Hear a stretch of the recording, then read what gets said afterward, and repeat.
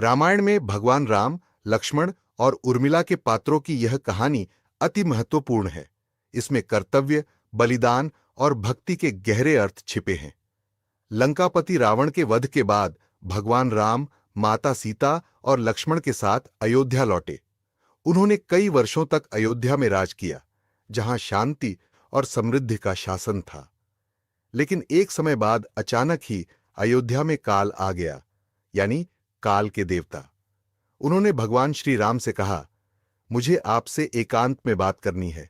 और उन्होंने राम जी से वचन लिया कि हमारी बात को कोई अन्य प्राणी ना सुने, और यदि हमारी बात किसी ने सुनी तो आप उसे उसी क्षण मृत्यु दंड देंगे। श्री राम जी ने उन्हें वचन दे दिया और एकांत में एक कक्ष में चले गए।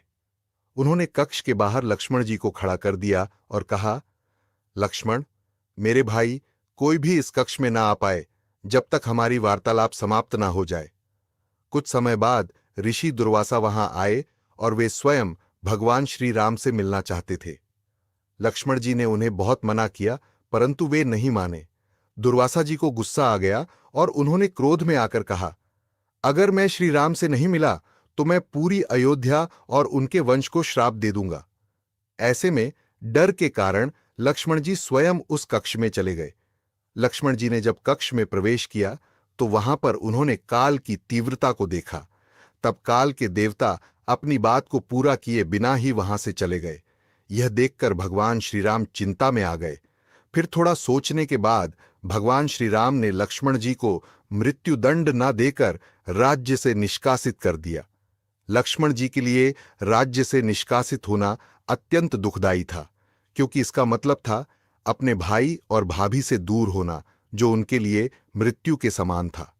जब उर्मिला ने लक्ष्मण के निष्कासन की खबर सुनी तो उन्होंने दुख न मनाते हुए अपने पति के प्रति अपनी भक्ति का प्रदर्शन किया।